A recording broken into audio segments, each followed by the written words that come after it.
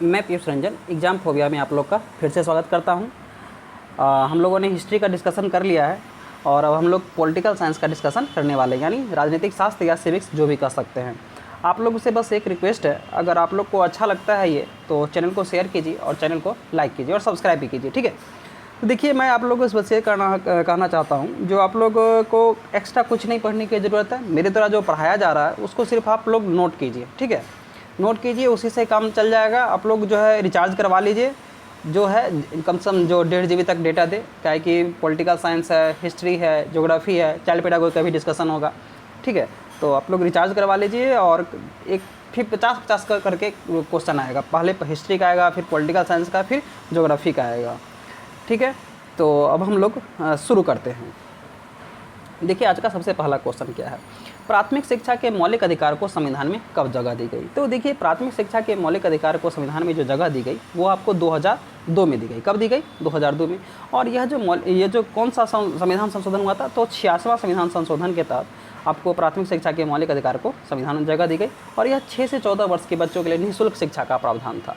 हालांकि अगर देखा जाए, आपको नीति निर्देशक तत्व में भी अनुच्छेद 45 में आपको निःशुल्क शिक्षा का प्रावधान है, लेकिन यह नीति निर्देशक तत्व होने के कारण राज्य इसको ज़रूरी नहीं है कि लागू करे, ठीक है। आपको मूल कर्तव्यों में भी आपको प्राथमिक शिक्षा को जो है शामिल किया गया है, ठीक है।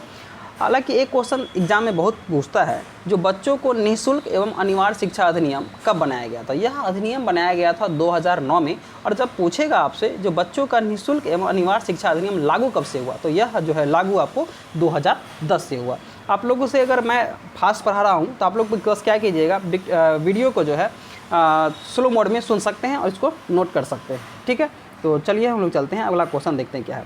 भारतीय नागरिकों के कितने मौलिक कर्तव्य हैं। अगर मौलिक कर्तव्यों की बात की जाए, पहले थे 10, लेकिन वर्तमान में कितने हैं? 11। 11वां मौलिक कर्तव्य ही ये जो था आपका, ये निःशुल्क शिक्षा, बच्चों के निःशुल्क शिक्षा वो था, ठीक है। और यह जो मौलिक कर्तव्य है आपको रूस से लिया गया है। और यह 42वां संविधान संशोधन 1976 के तहत भाग 4 क में अनुच्छेद 51 क के तहत रखा गया है, ठीक है। भाग 4 क में अनुच्छेद 51 क के तहत रखा गया है। और यह लिया कहाँ से गया है, तो यह आपको रूस से लिया गया है। और इसको मौलिक कर्तव्य को बनाने की किस समिति ने अनुशंसा की थी, तो स्वर्ण सिंह समिति ने। किस समिति ने अनुशंसा की थी, तो स्वर्ण सिंह समिति ने, ठीक है। तो चलिए चलते हैं, अगला क्वेश्चन देखते हैं क्या है। उच्च न्यायालय के मुख्य न्यायाधीश एवं अन्य न्यायाधीश की नियुक्ति कौन करता है। तो उच्च न्यायालय के मुख्य न्यायाधीश एवं अन्य न्यायाधीश की जो नियुक्ति करता है वह करता है आपको राष्ट्रपति। हालांकि इसमें परामर्श जो है आपको किसका चाहिए, राज्यपाल का परामर्श चाहिए और सर्वोच्च न्यायालय के मुख्य न्यायाधीश का भी परामर्श चाहिए, ठीक है। लेकिन अगर मान के चलिए उच्च न्यायालय के अन्य न्यायाधीश की नियुक्ति में किसका परामर्श भी आवश्यक है, तो उच्च न्यायालय के अन्य न्यायाधीश की नियुक्ति में आपको परामर्श किसका भी आवश्यक है, तो उच्च न्यायालय के मुख्य न्यायाधीश का भी परामर्श आवश्यक है, ठीक है। उच्च न्यायालय के जो न्यायाधीश होते हैं वे 6 वर्ष या 62 वर्ष तक पद पर रह सकते हैं। जैसे कि मान के चलिए एक उच्च न्यायालय का न्यायाधीश का एज हो गया 60, तो 62 वर्ष तक है, 2 वर्ष में ही रिटायर हो जाएगा। अब जैसे कि मान चलिए एक न्यायाधीश 50 वर्ष में रहा, तो वह 6 वर्ष अपना कार्यकाल संभाल सकता है, मतलब 50 से 56 वर्ष तक रह सकता है, ठीक है। अब देखिए, उच्च न्यायालय से कुछ बातों को हम लोग और जान लेते हैं। देखिए, उच्च न्यायालय के जो न्यायाधीश जो हटाते हैं, तो इनको पद से हटा भी सकते हैं तो राष्ट्रपति। और ये संसद की प्रक्रिया के तहत हटेगा, न कि विधानमंडल की प्रक्रिया के तहत, संसद की प्रक्रिया के तहत इनको हटाया जाता है, ठीक है। अब उच्च न्यायालय के न्यायाधीश के वेतन के बारे में हम लोग जान लेते हैं। इनका जो वेतन होता है 2,50,000 रुपया होता है मुख्य न्यायाधीश का, उच्च न्यायालय का, और अन्य न्यायाधीश का होता है 2,25,000 रुपया, ठीक है। और इनका जो वेतन दिया जाता है, जिस राज्य में ये उच्च न्यायालय के न्यायाधीश का पद संभाल रहे होते हैं उस राज्य की संचित निधि से दिया जाता है, ठीक है। लेकिन जब यह रिटायर हो जाते हैं तो भारत की संचित निधि से इनका वेतन दिया जाता है, ठीक है।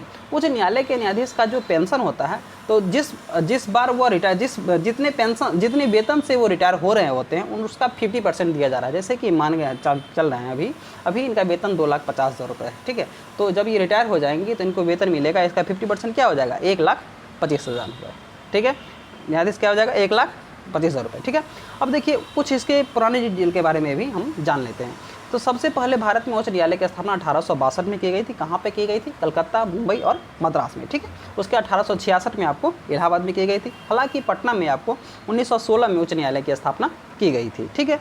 उच्च न्यायालय के न्यायाधीश का आपको स्थानांतरण, इसके कार्यकारी अध्यक्ष, ये सब जो हैं कौन करते हैं, तो ये सब आपको करते हैं, कौन करते हैं, राष्ट्रपति करते हैं, ठीक है, तो हम लोग चलते हैं। हाँ, भारत में टोटल आपको 25 उच्च न्यायालय हैं और आपका 25वां उच्च न्यायालय कौन सा है, तो तेलंगाना है। ठीक है, तो चलिए चलते हैं, अगला क्वेश्चन देखते हैं क्या है। राज्य के न्याय प्रशासन की सबसे निम्न इकाई कौन सी है? अगर देखा जाए तो राज्य के न्याय प्रशासन के सबसे निम्न इकाई ग्राम कचहरी है।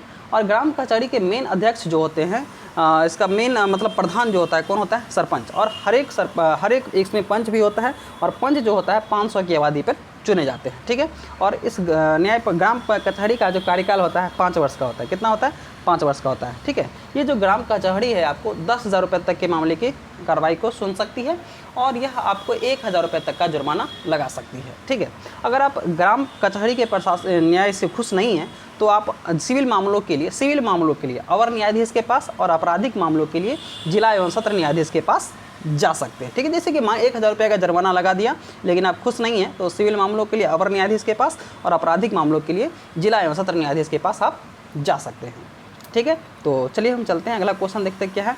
विधानसभा की बैठकों की अध्यक्षता कौन करता है? तो विधानसभा की बैठकों की अध्यक्षता जो करता है स्पीकर या अध्यक्ष करता है। ठीक है, यह स्पीकर या अध्यक्ष कौन होता है? तो यह जो स्पीकर या अध्यक्ष होता है, आपको जो पार्टी मेन होती है, जो पार्टी सत्ता में होती है, उसी पार्टी का एक कोई नेता को आपको स्पीकर या अध्यक्ष चुना जाता है। ठीक है, स्पीकर या अध्यक्ष चुना जाता है। ठीक है, स्पीकर या अध्यक्ष ही आपको सदन की कार्रवाई को यही शुरू करता है। जब विधानसभा और विधानमंडल दोनों इकट्ठे हो जाते हैं तो इनकी भी अध्यक्षता कौन करता है? विधानसभा अध्यक्ष ही करता है।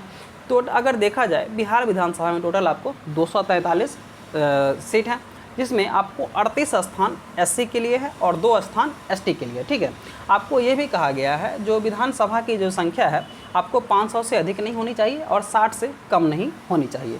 एक चीज़ आप लोग और ध्यान से सुन लीजिएगा, वो जब आपसे पूछा जाए केंद्र शासित प्रदेशों में सबसे छोटा विधानसभा राज्य कौन सा है केंद्र शासित प्रदेशों में, तो यह हो जाएगा हमारा पुदुचेरी। पुदुचेरी में है कितना?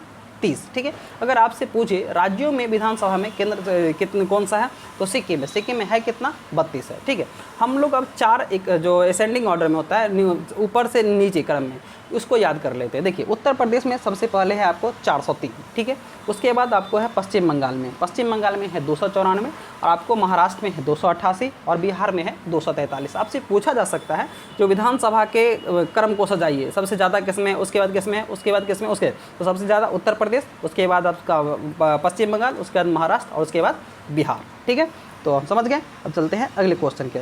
विधान परिषद को क्या कहा जाता है? देखिए, विधान परिषद को आपको राज्य विधानमंडल का उच्च सदन कहा जाता है और राज्य विधानमंडल का द्वितीय सदन कहा जाता है। तो इस हिसाब से हमारा आंसर क्या हो जाएगा? क प्लस ग।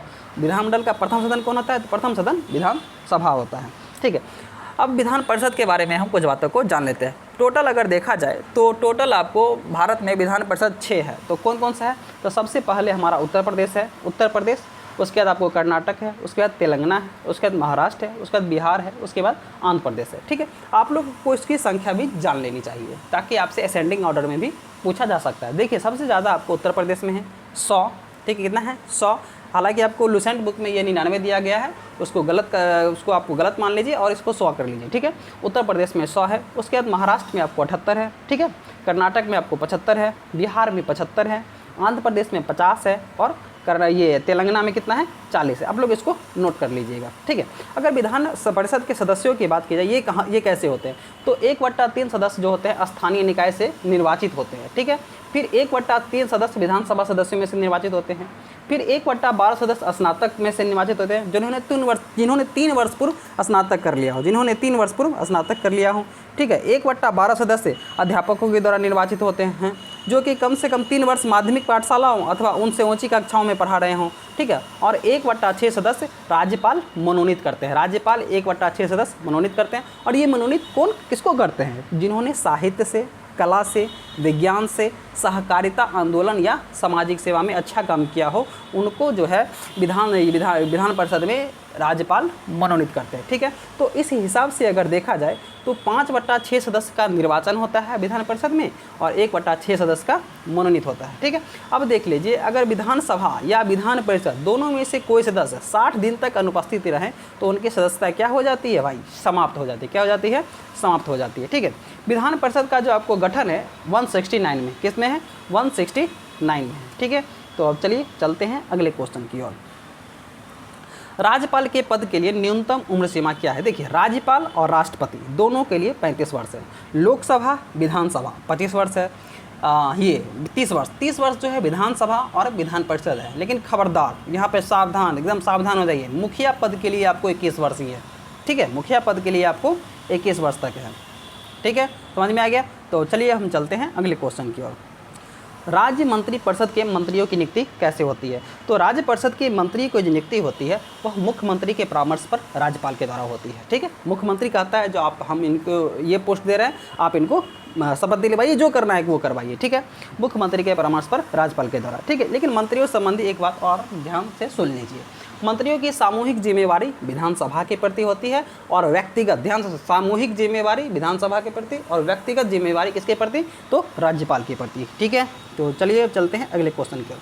मुख्यमंत्री के विरुद्ध अविश्वास का प्रस्ताव किसके द्वारा पास किया जा सकता है? तो मुख्यमंत्री के विरुद्ध जब भी अविश्वास प्रस्ताव लाया जाता है तो वह विधानसभा में लाया जाता है। अगर अविश्वास प्रस्ताव पास हो जाता है तो वह सरकार गिर जाएगी मतलब क्या? तो वह सरकार का विघटन हो जाएगा, सरकार अब फिर से चुनाव होगा। अगर वह पास नहीं होता है तो वह सरकार बनी रहेगी। समझ में आ गया? तो चलते हैं हम अगले क्वेश्चन की ओर।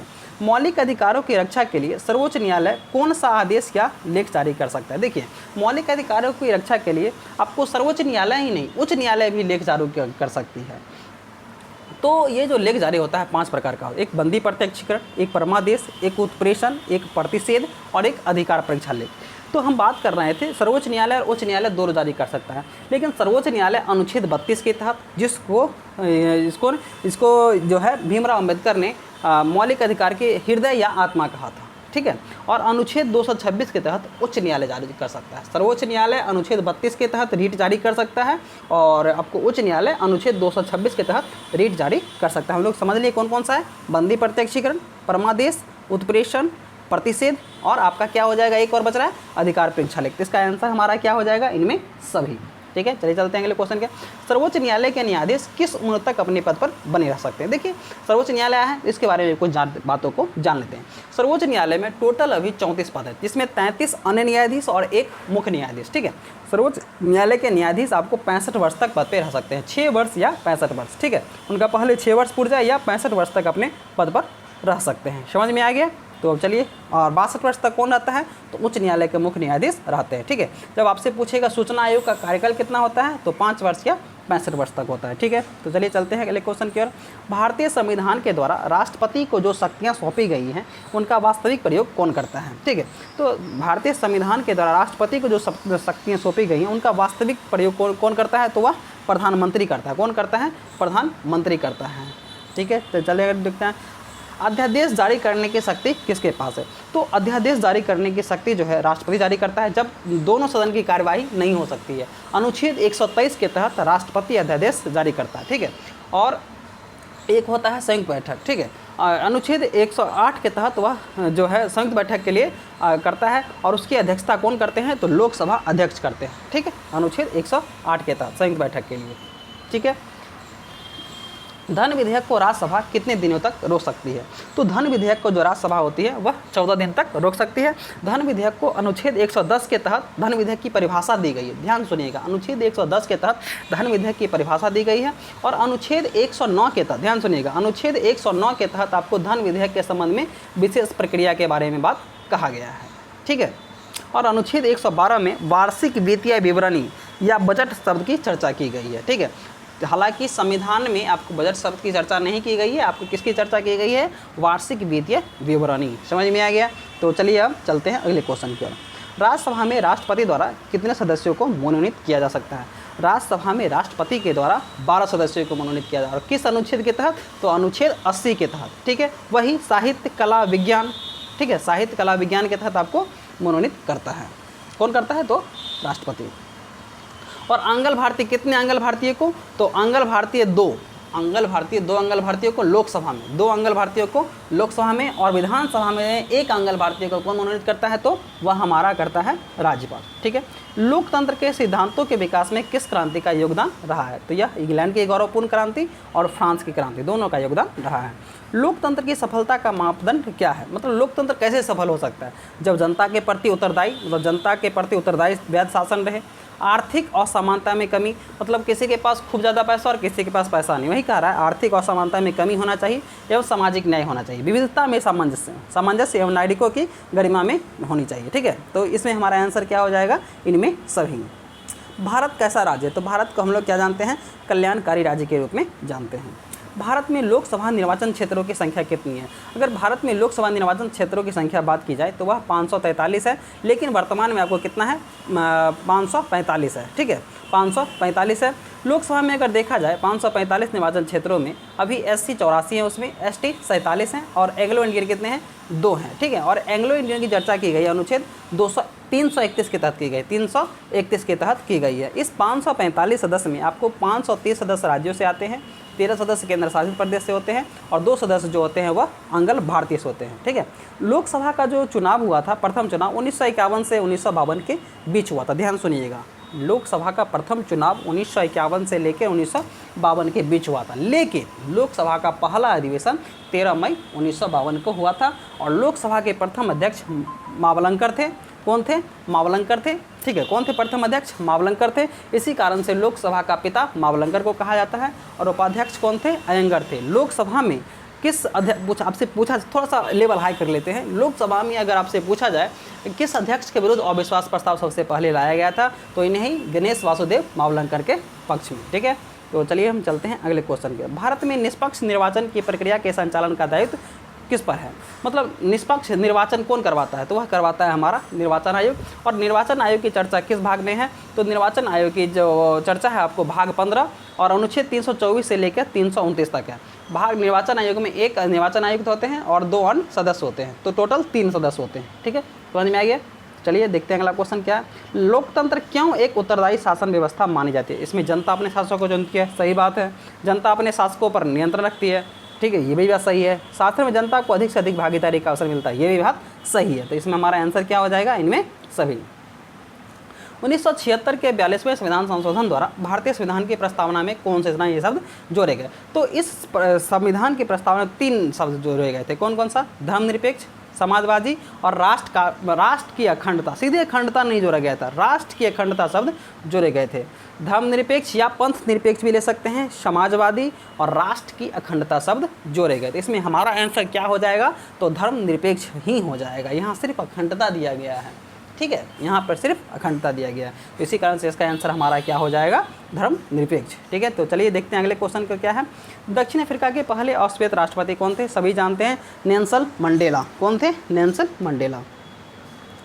लोकतंत्र के प्राण की संज्ञा किसे दी जाती है, तो लोकतंत्र के प्राण की संज्ञा आपको राजनीतिक दलों को दी जाती है। भारत में किस प्रकार की दलीय पद्धति है, भारत में आपको बहुदलीय पद्धति है। यहाँ पे एक दल तो है नहीं है, 2 दल तो है नहीं, यहाँ पे बहुत सारे दल बने हुए हैं, तो 2 दलीय बहुदलीय पद्धति है। ठीक है, लोकतंत्र की जननी किस देश को कहा जाता है, तो लोकतंत्र की जननी आपको ब्रिटेन को कहा जाता है।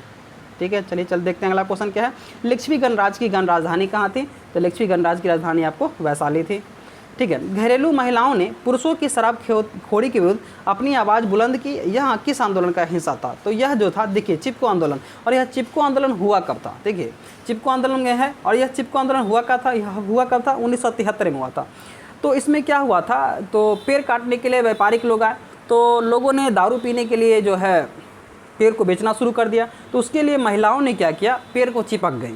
ठीक है, पेड़ पे से चिपक गई और उन्होंने पेड़ काटने से मना किया, और यह जो चिपको आंदोलन है आपको 1973 में शुरू हुआ था। ठीक है, इस चिपको आंदोलन में आपको सुंदरलाल बहुगुणा शामिल थे, चंडी प्रसाद भट्ट शामिल थे, और एक गौरा देवी थी, वो भी शामिल थी। इसमें समझ में आ गया ना, मैंने क्वेश्चन किस आधार पर दिया है सो। ठीक है, और यह जो आपको घटना है, उस समय यह उत्तराखंड आपको उत्तर प्रदेश में शामिल था।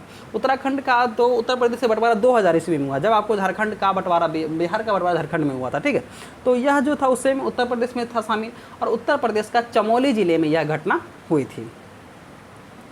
चलिए चलते हैं, देखते हैं अगला क्वेश्चन क्या है। नर्मदा बचाओ आंदोलन का क्या उद्देश्य था, तो नर्मदा बचाओ आंदोलन का उद्देश्य यह था, जो नर्मदा एवं उसकी सहायक नदियों पर बांध बनाने की सरकार की योजना का विरोध। तो यह जो नर्मदा बचाओ आंदोलन थी, यह आपको 1985 में शुरुआत की गई थी, ठीक है। तो इस नर्मदा नदी पर, ठीक है, 1961 में एक सरदार सरोवर बांध का उद्घाटन किया गया था। तो इस बांध से क्या होता, बांध से नदी का जो संचालन जो है वह गड़बड़ हो जाता है। इसी का विरोध करने के लिए वहाँ के लोगों ने मेघा पाटकर के नेतृत्व में नर्मदा बचाओ आंदोलन का एक मुहिम शुरू की थी। ग्राम पंचायत के एक वार्ड से एक प्रतिनिधि के निर्वाचन के लिए कितनी जनसंख्या, मतलब एक वार्ड से जो कितनी जनसंख्या होनी चाहिए, जो कि एक जो है पंच चुना जा सकता है, तो वह जनसंख्या कितनी है हमारी 500 है। कितनी है? 500 है, ठीक है। ग्राम पंचायत की बैठक बुलाने और इसकी अध्यक्षता करने का अधिकार किसे है? तो ग्राम पंचायत की बैठक बुलाने और इसकी अध्यक्षता करने का अधिकार मुखिया को है। किसको है? तो यह अधिकार जो है आपको किसको है? मुखिया को है, ठीक है। देखिए इसके बारे में आप लोगों को कुछ डिटेल और बता देता हूँ, 1 मिनट।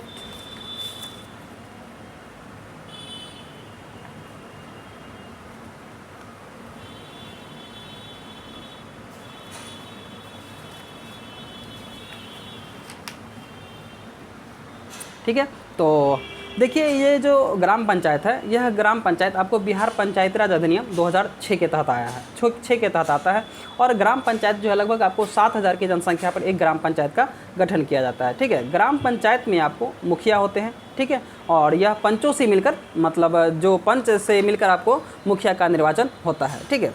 500 की जनसंख्या पर एक वार्ड बनाया जाता है, हर एक 500 की जनसंख्या पर एक पंच का निर्वाचन होता है, ठीक है। इसमें भी आपको आरक्षण का प्रावधान है, पंचायतों में भी आपको आरक्षण का प्रावधान है। अगर ग्राम पंचायत के अंग के बारे में देखा जाए तो ग्राम पंचायत के अंग होते हैं ग्राम सभा, ठीक है, मुखिया, उप मुखिया, पंचायत सचिव, ग्राम रक्षा दल। तो ये जो पंचायत सचिव, ग्राम पंचायत में मात्र एक ऐसा पंचायत सचिव का पद है जो कि आपको राज्य सरकार द्वारा नियुक्त किया जाता है। बाकी जितने ये पद हैं, ग्राम सभा, उप मुखिया, ग्राम रक्षा दल, ये सब जो होते हैं ग्राम से ही जुड़े होते हैं, ठीक है। तो अब चलते हैं हम लोग, देखते हैं अगले क्वेश्चन की ओर। छोटे शहरी क्षेत्रों के लिए किस संस्था के निर्माण का प्रावधान किया गया है? तो छोटे शहरी क्षेत्र के लिए आपको नगर परिषद, ठीक है। देखिए नगर परिषद का प्रावधान है, ठीक है। देखिए इसमें 3 है, नगर निगम, नगर परिषद, नगर पंचायत। नगर पंचायत क्या है? तो जो ग्रामीण से शहर में परिवर्तन हो रहा है, जो ग्रामीण से शहर में परिवर्तन हो रहा है उसको हम लोग नगर पंचायत कहेंगे। नगर पंचायत में क्या जनसंख्या क्या होनी चाहिए ताकि वो नगर पंचायत में शामिल हो सके? तो 12,000 से लेकर 40,000 के बीच की जनसंख्या होनी चाहिए, ठीक है। और इसके 3/4 मतलब 3/4 सदस्य जनसंख्या से मतलब जनसंख्या जो है कृषि से भिन्न व्यवसाय, मतलब 3/3 जनसंख्या है वह कृषि से भिन्न व्यवसाय पर होनी चाहिए, ठीक है। और इसमें वार्ड की संख्या जो होनी चाहिए 25 होनी चाहिए, ठीक है। अब अगर नगर परिषद में आपको 2 लाख से अधिक होनी चाहिए, ठीक है, 2 लाख से आपको अधिक होनी चाहिए, ठीक है। और इसमें टोटल वार्ड की संख्या 25 से 45 हो सकती है। जैसे कि हम लोग गांव में वार्ड के सदस्य को वार्ड पंच के नाम से जानते हैं, उसी प्रकार से इस नगर परिषद में वार्ड सदस्य को हम लोग वार्ड कमिश्नर के नाम से जानते हैं। अब बड़े शहरों में आता है नगर निगम। नगर निगम जो है आपको 2 लाख से अधिक होनी चाहिए, ठीक है। जैसे कि आपको पटना नगर निगम है, पटना नगर निगम है। पटना नगर निगम की स्थापना कब की गई थी? तो 15 अगस्त 1952 में की गई थी। बिहार में टोटल अगर देखा जाए तो 11 नगर निगम है, ठीक है। और बिहार नगर पालिका अधिनियम या नगर पालिका अधिनियम कब पारित किया गया? तो 2007 में। और बिहार पंचायती राज अधिनियम कब पारित किया गया? तो 2006 में। राज्य पुनर्गठन आयोग का गठन किस वर्ष किया गया? तो राज्य पुनर्गठन आयोग का गठन 1953 में 1953 में किया गया था और इन्होंने अपना रिपोर्ट दिया 1956 में, ठीक है। तो चलिए अब देखते हैं अगला क्वेश्चन क्या है। इनमें से कौन सा गुण संघीय शासन का नहीं है? स्वतंत्र एवं निष्पक्ष न्यायपालिका है ही, क्षेत्रीय विविधताओं का सम्मान है ही, लिखित संविधान की सर्वोच्चता है ही, सरकार के हाथ में सारी सत्ता नहीं है। तो यह गुण संघीय शासन का नहीं है। श्रीलंका की शासन व्यवस्था में हर स्तर पर किस समुदाय को अधिक भागीदारी प्राप्त है? तो आपको श्रीलंका के शासन व्यवस्था में सिहली समुदाय को, अपने भारत में तो किसी समुदाय को ऐसा है ही नहीं, लेकिन श्रीलंका में है। हालांकि लोकतंत्र है वहाँ पे, लेकिन वहाँ पे सिहली समुदाय को हर स्तर पर समुदाय की अधिक भागीदारी प्राप्त है। शक्ति पृथक्करण क्या कहते हैं? मतलब सबका अलग अलग विभाजन, जैसे कि विधायिका, कार्यपालिका और न्यायपालिका के बीच शक्ति का विभाजन, सबका अपना अपना काम है। भारत में सत्ता के वितरण के उद्देश्य से कितनी सूचियां बनाई गई? तो 3 सूची बनाई गई है, संघ सूची, राज सूची, समवर्ती सूची। संघ सूची में टोटल पहले 97 थे, लेकिन वर्तमान में कितने हैं? 100 हैं, ठीक है। राज सूची में पहले 66 थे, 5 घटा दिया गया, हैं कितने? 61 है, ठीक है। राज्य सूची समवर्ती सूची में पहले 47 थे, तो राज्य सूची से जो घटा के इसमें ऐड कर दिया गया 5 52 52, तो टोटल 3 सूची हैं, तीनों का आप लोग याद कर लीजिएगा, ठीक है। चलिए देखते हैं अगला क्वेश्चन क्या है। भारत की प्रमुख सामाजिक समस्या क्या है? तो भारत की प्रमुख सामाजिक समस्या आपको जातिवाद है, भाषावाद है, संप्रदायवाद है, ये सब है, आप लोग भी जानते ही होंगे। चलिए देखते हैं यह कथन किसका है? जाति विहीन राजनीति की कल्पना वास्तविकता पर पर्दा डालने के समान है। तो यह कथन आपको रजनी कोठारी का है, इसमें कुछ नहीं है, आप लोग इसको घोड़ के पी जाइए, ठीक है। तो चलिए देखते हैं अगला क्वेश्चन क्या है। महिलाओं के विकास के लिए केंद्रीय समाज कल्याण बोर्ड की स्थापना कब की गई? तो महिलाओं के विकास के लिए केंद्रीय समाज कल्याण बोर्ड की स्थापना आपको 1953 में की गई। प्रोटेस्ट और कैथोलिक के संघर्ष के लिए किस देश को जाना जाता है? तो वह देश है उत्तरी आयरलैंड, जहाँ पे एक ही देश में 2 समुदाय के लिए जाना जाता है। भारतीय संविधान के 8वीं सूची में सरकारी भाषाओं का उल्लेख है। तो कितनी सरकारी भाषा हैं? तो टोटल सरकारी भाषा देखी जाए तो वह है आपको 22। कितनी है? 22। तो राजभाषा के बारे में आए तो इसके बारे में कुछ बातों को हम लोग जान लेते हैं। जैसे कि आपको भाग 17 के अंतर्गत अनुच्छेद 343 के अनुसार संघ की राजभाषा हिंदी और लिपि देवनागरी रखी गई है, ठीक है। इस राजभाषा में आपको 1967 में सिंधी को जोड़ा गया। किस संविधान संशोधन के तहत? 21वें संविधान संशोधन के तहत। 1992 में आपको किसको जोड़ा गया? मणिपुर, कोंकणी, नेपाली 71वें संविधान संशोधन के तहत। और 2003 में मैथिली, संथाली, डोगरी और बोडो को जोड़ा गया 92वें संविधान संशोधन के तहत। बिहार से मात्र एक भाषा मैथिली जो है संविधान में शामिल है, ठीक है। भारत के विभिन्न राजनीतिक दलों को राष्ट्रीय क्षेत्रीय दल का दर्जा का अधिकार किसको है? तो वह जो है आपको चुनाव आयोग का है। अगर देखा जाए भारत में टोटल कितने क्षेत्रीय दल हैं? तो 8 क्षेत्रीय दल है। कितने हैं? 8 क्षेत्रीय दल हैं। कितने हैं? 8। सबसे पहले बीजेपी, उसके बाद कांग्रेस, उसके बाद राष्ट्रवादी कांग्रेस पार्टी। जो राष्ट्रवादी कांग्रेस पार्टी के संस्थापक कौन थे? शरद पवार। और इनका चुनाव चिन्ह क्या है? घड़ी। बीजेपी कांग्रेस का सारा जानते होंगे। तो राष्ट्रवादी कांग्रेस पार्टी है, इसके अध्यक्ष कौन थे? किसने स्थापना की थी? शरद पवार ने। और इसके चुनाव चिन्ह क्या है? घड़ी। बहुजन समाजवादी पार्टी, इसके संस्थापक कौन थे? काशीराम। इसका चुनाव चिन्ह हाथी है। उसके बाद है आपको भारतीय कम्युनिस्ट पार्टी, इसके संस्थापक कौन थे? मानवेंद्र नाथ। इसका क्या है? हंसुआ। और आपको हंसुआ और ये बाली है, ठीक है। उसके बाद नेशनल पीपुल्स पार्टी, जो कि ये उत्तर भारत की पहली पार्टी है जिसको नेशनल पार्टी का दर्जा दिया गया है। इसके संस्थापक कौन थे? संगमा, जो कि आपको लोकसभा के अध्यक्ष भी निर्वाचित हुए थे, ठीक है। इसका चुनाव चिन्ह आपको किताब है। फिर उसके बाद तृणमूल कांग्रेस, इसके कौन से अध्यक्ष हैं? बनाए थे ममता बनर्जी बनाई थी, ठीक है। उसके बाद है अगला हमारा भारतीय कम्युनिस्ट पार्टी, ठीक है। तो यह कम्युनिस्ट पार्टी जो है आपको इसको बनाया था नंबूदरीपाद, ज्योति बसु और हरिकिशन ने, ठीक है। और इसका जो प्रतीक चिन्ह है आपको हंसुआ और हथौड़ी है, ठीक है। चलिए देखते हैं अगला क्वेश्चन क्या है। राज्य लोक सेवा आयोग के अध्यक्ष किसके द्वारा नियुक्त किया जाता है? तो राज्य लोक सेवा के अध्यक्ष को नियुक्त करता है राज्यपाल, लेकिन इनको हटा सकता है राष्ट्रपति। ध्यान से सुनिएगा, राज्य लोक सेवा आयोग के अध्यक्ष को नियुक्त करता है राज्यपाल, लेकिन हटा सकता है कौन? राष्ट्रपति, ठीक है। योजना आयोग की स्थापना कब की गई थी? योजना आयोग की स्थापना 15 मार्च 1950 को की गई थी। हालांकि अब इसको हटा दिया गया। अब कौन सा आ गया है? नीति आयोग। नीति आयोग की स्थापना कब की गई थी? तो 1 जनवरी 2015 को, ठीक है। देखते हैं अगला क्वेश्चन क्या है। भारत में संघीय वित्त आयोग संबंध रखता है। तो भारत में संघीय वित्त आयोग रखता है आपको राज्यों एवं केंद्रों के बीच से। वित्त आयोग की चर्चा आपको अनुच्छेद 280 में की गई है। इसमें 1 अध्यक्ष होते हैं और 4 सदस्य होते हैं, ठीक है। चलते हैं अगले क्वेश्चन क्या। राष्ट्रपति राष्ट्रीय आपातकाल की घोषणा कब कर सकते हैं? राष्ट्रीय आपातकाल अनुच्छेद 352 के तहत, आपको राष्ट्रपति शासन अनुच्छेद 356 के तहत, और वित्तीय आपातकाल अनुच्छेद 360 के तहत कौन लगा सकता है? राष्ट्रपति। लेकिन जब मंत्रिमंडल के जब लिखित अनुशंसा करेगा तब लगा सकता है, ठीक है। तो राष्ट्रीय आपातकाल के बारे में यहाँ चर्चा की जाएगी। तो राष्ट्रीय आपातकाल जो है हथियारबंद विद्रोह के आधार पर, बाहरी आक्रमण के आधार पर और युद्ध के आधार पर राष्ट्रपति लगा सकता है, लेकिन मंत्रिमंडल के लिखित सिफारिश पे। भारत में चलित न्यायालय के संस्थापक कौन थे? तो भारत में चलित न्यायालय के संस्थापक थे APJ अब्दुल कलाम। और यह चलित न्यायालय सबसे पहले आपको हरियाणा राज्य में शुरू की गई थी। जिला न्यायाधीश शब्द संविधान के किस अनुच्छेद में आया है? जिला न्यायाधीश की नियुक्ति कौन करता है? तो यह नियुक्ति करता है कौन? राज्यपाल। और इसकी चर्चा जो की गई है अनुच्छेद 233 में की गई है। प्रतिवर्ष 13 फरवरी को महिला दिवस किनकी स्मृति में मनाया जाता है? तो 13 फरवरी को महिला दिवस, ठीक है। राज्य में, भारत में, सिर्फ भारत में। अगर अंतर्राष्ट्रीय महिला दिवस पूछे तो 8 मार्च, ठीक है। तो 13 फरवरी को महिला दिवस सरोजिनी नायडू की याद में मनाया जाता है।